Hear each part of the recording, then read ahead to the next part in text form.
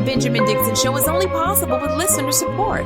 Go to www.thebenjamindixonshow.com to register for our blog and join the Progressive Army. I'm on something today, folks. I don't know. Something snapped in me this morning as I participated in the public square known as Twitter, and it just dawned on me that I think 2020 is going to be worse than 2016, and which will give Donald Trump the White House. I go into great detail about it, and I will put a small portion of it here after this first segment. But the full 30-minute rant, I think is worthwhile. Go to patreon.com/the BPD show. I'm sending that up to patrons only. Yeah, because I've got to operate in my own self-interest as well. So anyway, it is what it is, man. We got to pay bills. All right. So I've been weeding through this whistleblower information, and right now there's testimonies. D&I McGuire is testifying before Congress, and Republicans are doing everything they can to obfuscate, to make everything murky and unclear. But when you read the whistleblower complaint, which was released this morning, you will see a couple of things. You will see that at least 12 people were on the call with the president of the United States when he spoke with the president of Ukraine. And the issue came from 6 of those individuals who all spoke with their colleague. The colleague put each of those 6 stories together and came up with a picture that he felt was so compelling and so damning that he had to blow the whistle. Now, the whistleblower himself or herself, they were not on the call themselves, but they have the account of 6 of those 12 members of the intelligence community and members of the national security apparatus. I mean, top tier people who are authorized to be on the call with the president when he speaks to another president. 6 of those 12 people felt some kind of way about it that they all reported the same story to their colleague. Okay. The colleague became the whistleblower. Now, Republicans are saying, oh, this is all hearsay. Okay, that's fine. Well, that can be demonstrated in a court of law.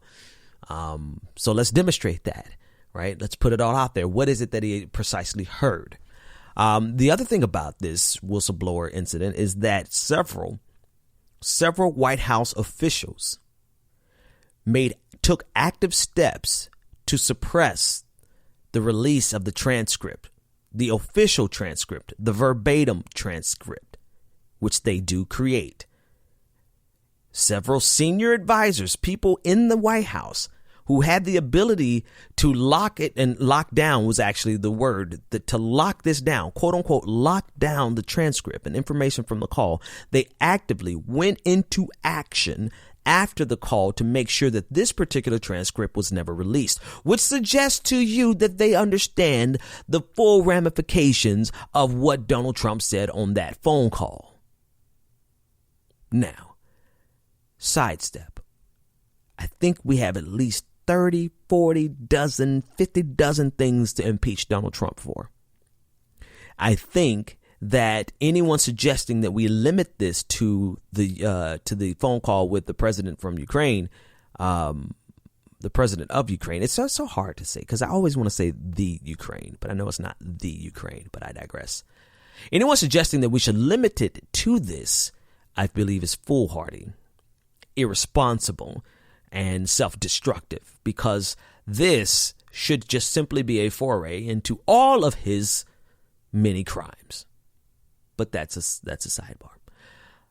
The point is that the White House, members of the White House, knew full well that what the president did on that phone call was trouble enough for them to put their futures on the line by obstructing justice. Right? It's like they would rather take an obstruction of justice charge than to just let that information from the president go out. Now, I don't know if you've ever worked with a con man before, or if you ever worked with someone reckless before, But there's literally nothing that you can do to stop a person like Donald Trump from being a person like Donald Trump. They will always provide you with an opportunity to get them because they always are incapable of not being the con man that they are, the con men that they are. It's just innate in Donald Trump. Donald Trump knows all these people are on the phone listening to him, but he can't help himself but to do something criminal. And as an enabler of the criminal, much like the movie Fire or the actual story of Fire Festival, people who enable these con men find themselves putting themselves at great risk for their career, their personal integrity, and sometimes their freedom, because now you have senior officials in the White House who have actively obstructed justice in order to protect Donald Trump from his own idiocy. Yeah, that's the kind of world that we live in right now. That's the kind of nature. That's the structure of our society. All right, when I come back, I'm going to talk. I literally have recorded and exported and ready to upload an entirely different episode for today that's filled with all of my existential dread about 2020 and all the failings of everyone from Donald Trump down to true believers in the progressive movement and the activist spaces. Everyone gets it, from Bernie Sanders to everybody. But that's for patrons only. You got to kind of be close to me to get that kind of real. All right, when I come back, I want to talk about Tulsi Gabbard. She's no longer for Medicare for All, and now all of her supporters are okay with that. We'll be back after this. Go to www.patreon.com/The BPD Show and support The Benjamin Dixon Show. And as always, I'd like to take a moment to thank our newest patrons. Big shout out to Michael K. Woke up to a new patron, 7-Eleven this morning. That's what's up, Mike. Also, shout out to Justin M. Thank you for becoming a patron yesterday afternoon. You too will get access to a full 30-minute bonus episode. Not only will you get access to that, but you also get access to ad-free versions of these episodes, because the more I listen to the podcast, I'm like, holy crap, that's a lot of ads. But, we live in a capitalistic system, and the only way we can tear it down is by making enough money to be able to afford a revolution. But I digress. Go to www.patreon.com/The BPD Show to get access to the full 30-minute bonus episode, as well as ad-free versions. And thank you to everyone who supports us on a regular basis. Literally cannot do this without you. So anyway, Tulsi Gabbard, I find her fascinating because she's weird. And maybe I have put my finger on it, but I still don't feel like I've put my finger on it. Like, I feel like she's hedging her bet, trying to get Trump supporters. And the only place where she can actively and vocally disagree with Donald Trump is on Saudi Arabia, because that intersection of Donald Trump supporters actually agree that our relationship with Saudi Arabia is screwed. It's bad. But they're still Trump supporters on everything else. So I think that might be part of the calculus of why she's so weird. Maybe I'll take a weekend and actually just kind of analyze her. But for now, she was in NPR talking about the fact that we basically we want to call it not Medicare for all, but Medicare choice. And she said, quote, if they've got an employer sponsored plan or a union sponsored plan that they're happy with, they should have the opportunity to do so. Well, that's not Medicare for all. And let me tell you why Medicare for all is uniquely different. Well, you don't need me to tell you this. But if private insurance companies survive, right, this transition, they will have the capital and the means through which to undermine the single. Basically, at that point, if private insurance companies survive, all we have is a public option, basically. And as we have seen with every other public option, every other public good that we have, private industry relentlessly attacks it. Oh, it doesn't matter how long it takes. It doesn't matter if it takes 5 years or 50 years. They will relentlessly attack it until they can directly access those resources without having to go through a government option. So if they survive, they will always be and stand as an existential threat to the Medicare for all system. She knows that. This is one of the reasons I as much as I love Elizabeth Warren, like I can't get on board with her until she is clear that we're talking about actual Medicare for all, not any type of private alternative. We're not looking for a public option, because look at what they did with Obamacare in general. Look at what conservatives. This is the thing. Maybe I'm not going to talk about Tulsi Gabbard that much and her ridiculous supporters.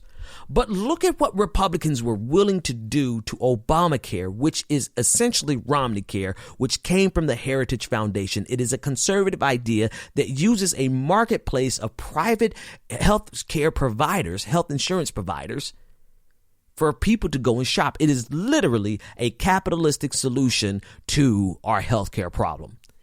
And what were Republicans willing and able to do? They undermined it every single step of the way.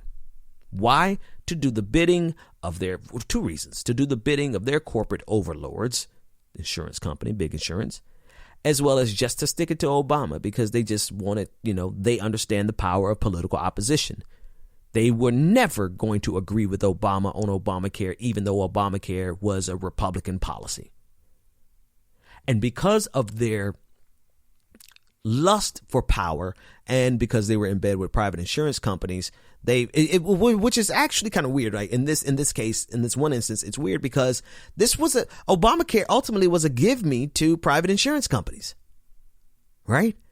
This attack from the Republicans on Obamacare wasn't even really about their love affair with private insurance companies. It was all politics. It was all about opposition, the politics of opposition, and using that as a wedge to get power. And they did. That's how they got the House. That's how John Boehner became Speaker of the House, took it from Nancy Pelosi in 2010. That's how it happened, right? That's ultimately how you got Paul Ryan, who came after John Boehner, but also how you got Donald Trump, the entire Tea Party movement. They built an entire AstroTurf movement just for the sake of political opposition against a policy that is 100% conservative. Now, what does that have to do with Medicare for all and public option? If we leave a public option at the mercy of a Republican Congress, House, Senate, or the White House, then that public option will be destroyed. That's why it can't be Medicare choice. It can't be a choice between your private insurers as well as a public option, because that's all it basically boils down to. It absolutely must be Medicare for all, so that there's nothing left except a Medicare for all system. So that if they burn it down, they burn down the entire system. Does it sound a little bit draconian? Yeah, but those are the times in which we live. We can't afford to be reasonable with unreasonable people. Ever. All right. I'm thinking if I should give you a whole nother, I tell you what I'm going to do. After this short musical interlude, I'm going to play you a clip of the bonus episode, and you could decide whether or not it's worthy of you to go over there to become a patron. But I would argue that even if it's not, you should go over there to become a patron. www.patreon.com/the BPD show. Also, big thing, I want you to call 857-600-0518. Leave me comments, questions, anything that you want played on the air. I'm going to answer your questions that way. 857-600-0518. Got that back up and running. I couldn't remember the new number, so I went back and got the old number, 857-600-0518. Call and leave me a voicemail about something that you want me to talk about, and I will talk about it. We'll be right back.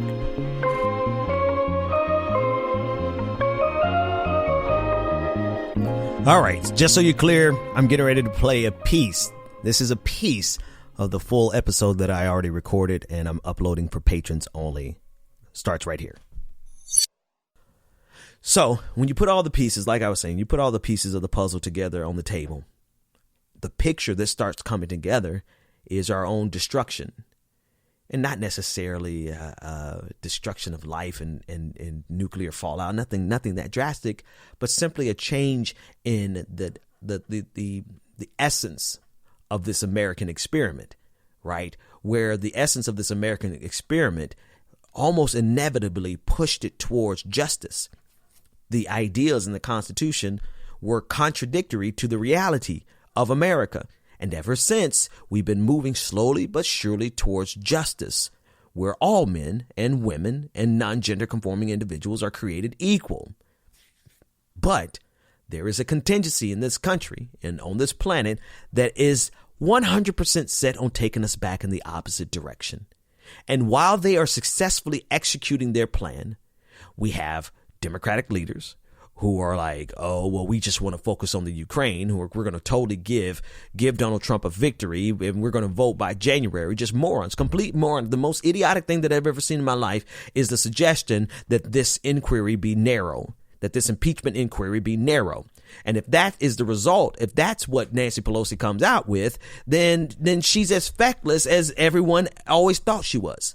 Oh, but it's not just her, because now you have people who, in the name of winning the Democratic nomination for Bernie Sanders, feel like the best strategy is to actually try to destroy the Democrats.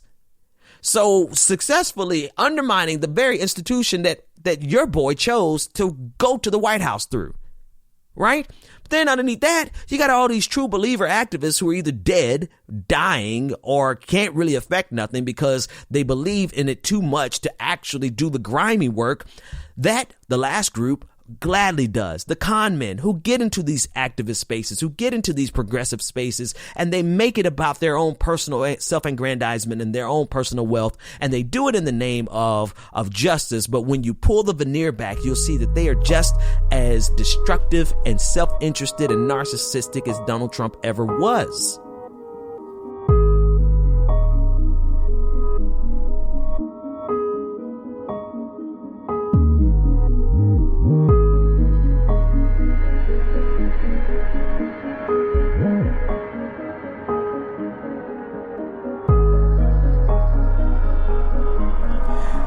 Yeah. Go to www.patreon.com/the BPD show to get the full conversation. And also do me a favor. Call 857-600-0518. Leave your voicemail, leave your comment, leave your feedback. Cuss me out. Tell me why you're angry with me. And we'll discuss it all. I'm thinking about the Friday show being nothing but voicemails and feedback. But that's totally up to you whether or not you call. That's it, folks. I've done 2 full shows today. You get the first one, patrons get the second one, and I'll see you tomorrow. 857-600-0518. If you don't call, it didn't happen. Or, if you don't leave a voicemail, it didn't happen. However it goes. See you next time. The Benjamin Dixon Show is only possible with listener support. Go to www.patreon.com/the BPD show and support the Benjamin Dixon Show. If you like this episode, be sure to share, like, and subscribe.